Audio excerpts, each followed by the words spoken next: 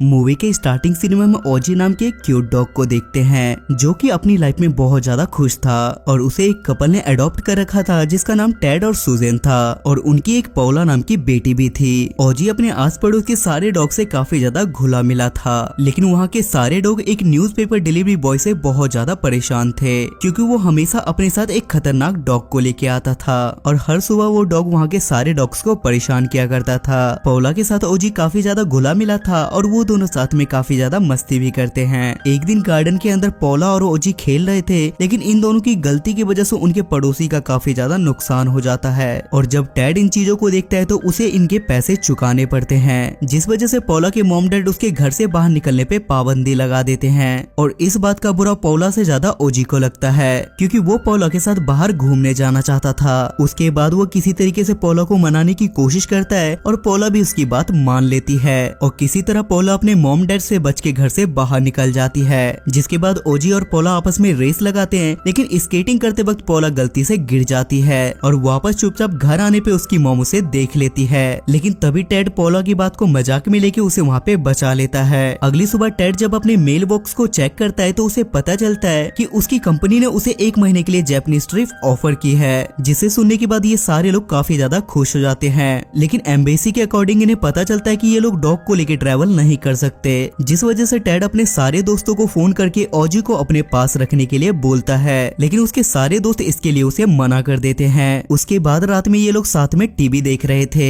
जहां इन्हें blue creek नाम का एक एड दिखता है जो कि किसी भी ओनर के टेम्परेरी डॉग रखने के लिए बनाया गया था, जहां लोग अपने डॉग को कुछ समय या कुछ महीनों के लिए छोड़ सकते थे, जिस वजह से टेड और सुजन ओजी को 1 महीने के लिए वहां छोड़ने का सोचते हैं। लेकिन ओजी वहां पे नहीं जाना चाहता था, जिस वजह से वो बाहर भागने लगता है, लेकिन किसी तरीके से टेड और सुजन ओजी को पकड़ लेते हैं और उसे पकड़ के उस होटल में ले जाते हैं। वहाँ पहुँच के टेड रॉबिन्सन नाम के एक आदमी से मिलता है जो वहाँ का ओनर था। वहाँ रॉबिन्सन टेड से कहता है कि आप यहाँ पे किसी भी चीज की टेंशन मत लो, हम डॉग को बहुत अच्छी तरीके से यहाँ पे रखते हैं। और वहाँ का माहौल देखने के बाद टेड और सुजन को भी वहाँ का माहौल ठीक लगता है और वो लोग वहाँ पे पेमेंट करके और ओजी को छोड़ के वहाँ से चले जाते हैं और उनके वहाँ से जाते के साथ ही रॉबिन्सन अपनी औकात दिखा देता है, क्योंकि जो माहौल वहाँ पे टेड और सुजन ने देखा था वो सब कुछ एक दिखावा था। उसके बाद ओजी को एक गाड़ी में डाल दिया जाता है जिसमें पहले से ही और भी डॉग्स थे और उसके बाद उन्हें एक डॉग खाने में ले जाया जाता है जो कि पूरी तरीके से कवर था। तब रॉबिन्सन वहाँ से कुछ सामान लेता है और वहाँ पे वो सारे डॉग्स को छोड़ के वहाँ से चला जाता है। तब ओजी भी वहाँ से निकलने की कोशिश करता है, लेकिन वो इस चीज में फेल हो जाता है। जिसके बाद वहाँ पे एक खतरनाक डॉग आता है और वो ओजी को अपने साथ वर्डन के पास ले जाता है और उस बड़े डॉग का नाम ग्रंट था। वहाँ पहुँचने के बाद ओजी उसे अपनी सारी बातें बताता है और वो उसे ये भी कहता है कि मैं यहाँ पे गलती से आया हूँ, लेकिन ग्रंट उसके गले से पट्टा निकाल लेता है और बाकी डॉग्स की तरह भी उसे भी वहाँ पे नंबर मिल जाता है। ओजी ये सारी बातें मानना तो नहीं चाहता था, लेकिन मजबूरी में उसे सारी बातें माननी पड़ती है। उसके बाद डेकर उसे अपने साथ ले जाता है जहाँ पे पहले से ही बहुत सारे डॉग्स थे। तब डेकर ओजी को एक जेल के अंदर बंद कर देता है और वो उससे बोलता है कि तुम यहाँ पे कोई भी होशियारी मत दिखाना। और उसी जेल वाले रूम के अंदर ओजी को फ्रॉन्की नाम का एक दूसरा डॉग मिलता है और वो ओजी से काफी सारी बातें करने लगता है, जहाँ ओजी उससे कहता है कि बस 1 महीने की बात है, उसके बाद मेरा मालिक यहाँ से मुझे ले जाएगा। जिसपे फ्रॉन्की हंसते हुए ओजी को कहता है कि ये तुम्हारी एक गलतफहमी है, क्योंकि शुरू में यहाँ आने वाले सारे डॉग्स को पहले यही लगता था, लेकिन आज तक यहाँ से कोई भी वापस नहीं जा पाया है और जल्द ही तुम्हें इस बात के बारे में भी पता चल जाएगा। लेकिन ओजी को फ्रॉन्की की बातों पे यकीन नहीं होता और वो दोनों सो जाते हैं। अगली सुबह तेज अलार्म बजने की वजह से सारे डॉग्स वहाँ पे जग जाते हैं और वहाँ के गार्ड डॉग सारे डॉग्स को अपने साथ उसे दूसरे कमरे में ले जाते हैं। तब वहाँ पे ओजी को पता चलता है कि यहाँ पे सारे डॉग्स को लेबर की तरह काम करना पड़ता है। तब वहाँ पे ओजी को कलर प्लेट मैनेज करने का काम दिया जाता है, लेकिन वो वहाँ पे सारा काम बिगाड़ देता है, जिस वजह से ओजी को पनिशमेंट मिलती है। उसके बाद सारे डॉग्स खाना खाने के लिए जाते हैं, लेकिन ओजी को कोई भी अपने पास बैठने के लिए नहीं दे रहा था।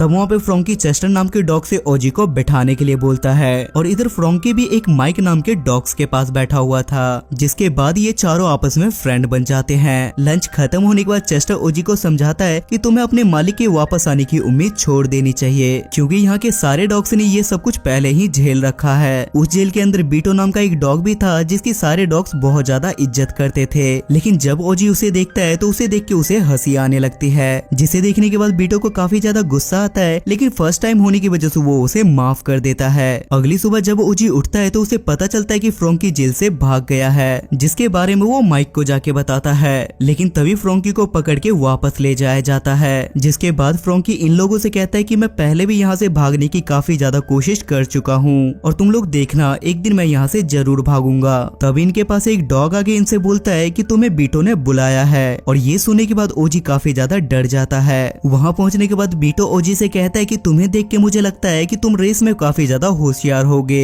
पर ओजी उसे इस बारे में साफ मना कर देता है। तब बीटो ओजी को एक फ्लैश नाम के डॉग से मिलवाता है जो बीटो की टीम का रनर था, लेकिन पिछली बार रेस हारने की वजह से वो जीतने की उम्मीद छोड़ चुका था। तब बीटो ओजी से कहता है कि तुम्हें इससे रेस करना होगा और रेस करने के बाद तुम्हें इसके सामने हारना होगा, जिससे रेस करने के लिए इसका हौसला बढ़ सके। जिसपे ओजी भी उसकी बात मान जाता है और वो दोनों आपस में रेस करते हैं, लेकिन ओजी बताई हुई बात को भूल के उस रेस को जीत जाता है। जिसे देखने के बाद बीटो फ्लैश को अपने रेस चैंपियन मेंबर में से निकाल देता है और वो न्यू मेंबर के रूप में ओजी को अपनी टीम में शामिल कर लेता है। और इन सब के लिए वो ओजी को काफी ज्यादा लालच भी देता है, लेकिन ये डिसीजन लेने के लिए ओजी उससे समय मांगता है, जिसपे बीटो उसे पूरे एक दिन का समय देता है। जिसपे ओजी ये सारी बातें अपने दोस्तों को जाके बताता है। तब उसके दोस्तों में से चेस्टर कहता है कि तुम्हें उसकी बात नहीं माननी चाहिए, क्योंकि आगे चल के अगर तुम्हारी कोई भी परफॉर्मेंस खराब हुई तो ये लोग तुम पे प्रेशर डालेंगे। लेकिन तभी वहाँ अचानक से बीटो भी आ जाता है और ओजी उसके सामने जाके उसे साफ मना कर देता है। ये सुनने के बाद बीटो को काफी ज्यादा बुरा लगता है और उसके बाद उसके टीम मेंबर ओजी को परेशान करना शुरू कर देते हैं। एक दिन ओजी उनसे बच के भागते हुए ग्रंट से टकरा जाता है और पूछे जाने पे वो ग्रंट को अपनी सारी सच्चाई बता देता है, जिसपे ग्रंट ओजी से कहता है कि तुम बीटो की बात मान लो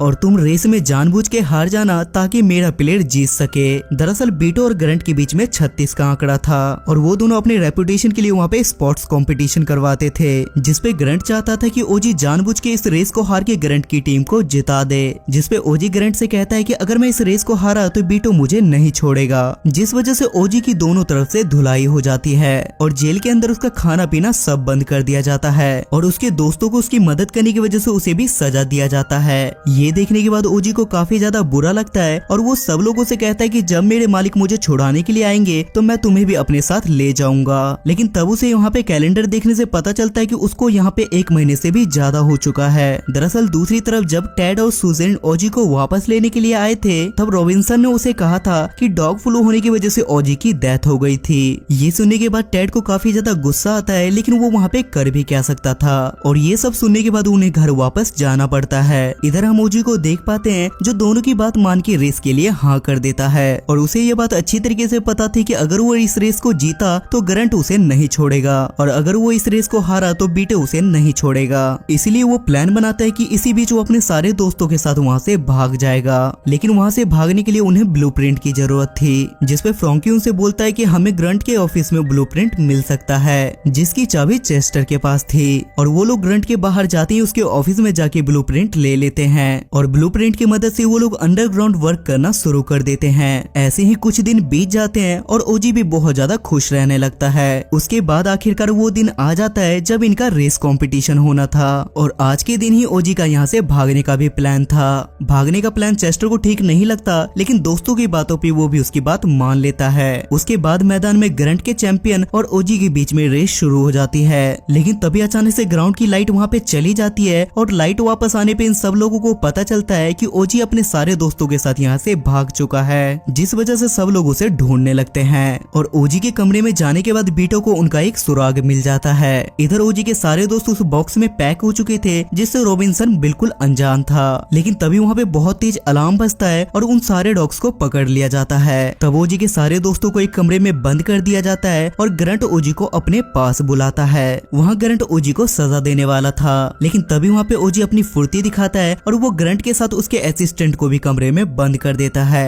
और वो अनाउंसमेंट रूम में जाने के बाद सारे डॉग्स को स्पीच देने लगता है और वो सारे डॉग्स को याद दिलाता है कि आखिर वो कौन है, क्योंकि यहाँ सालों से रहने की वजह से वो सारे डॉग्स अपनी पहचान भूल चुके थे। और वो ग्रंट के अलमारी से उन सारे डॉग्स के नेक बैंड निकाल के उनके सामने फेंक देता है, जिसे देखने के बाद सारे डॉग्स को याद आने लगता है कि कभी वो भी अपने मालिक के पालतू हुआ करते थे। जिसे देखने के बाद बीटो को भी रियलाइज होता है और वो सबसे कहता है कि ओजी ठीक कह रहा है और बीटो सारे डॉग्स से कहता है कि अब हमें एक हो जाना चाहिए। तब वहाँ पे डेकर ओजी को पकड़ने के लिए आता है, लेकिन ओजी वहाँ से भागने के बाद अपने दोस्तों को बचाने लगता है। और इधर बहुत सारे डॉग ने रॉबिन्सन और डोमिनो को घेर लिया था था। लेकिन वहाँ पे डोमिनी अपनी जान बचाने के लिए गाड़ी के अंदर चला जाता है और सारे डॉग रॉबिन्सन को लेके अपने साथ अंदर चले जाते हैं। तब वहाँ पे डोमिनी अपनी गाड़ी के लेके वहाँ से बाहर भाग रहा था और ओजी और उसके सारे दोस्त उस गाड़ी पे चढ़ जाते हैं और वो सब वहाँ से बाहर निकल जाते हैं। जिसके बाद वहाँ के बाकी डॉग्स भी फ्री हो चुके थे। घर वापस जाने से पहले ओजी माइक को उसके अपने मालिक से मिलवा देता है, जिसे देखने के बाद ये दोनों काफी ज्यादा खुश होते हैं। उसके बाद हम फ्रॉन्की को देखते हैं और वो भी अपने ओनर के पास चला जाता है। लेकिन चेस्टर का कोई ओनर नहीं था, जिस वजह से ओजी उसे अपने साथ ले जाता है और ओजी को दोबारा देख के टेड, सूजन और पॉला खुशी से झूम उठते हैं। जिसके बाद ओजी उन्हें अपने नए दोस्त चेस्टर से मिलवाता है, जिस वजह से वो फैमिली चेस्टर को भी एक्सेप्ट कर लेती है।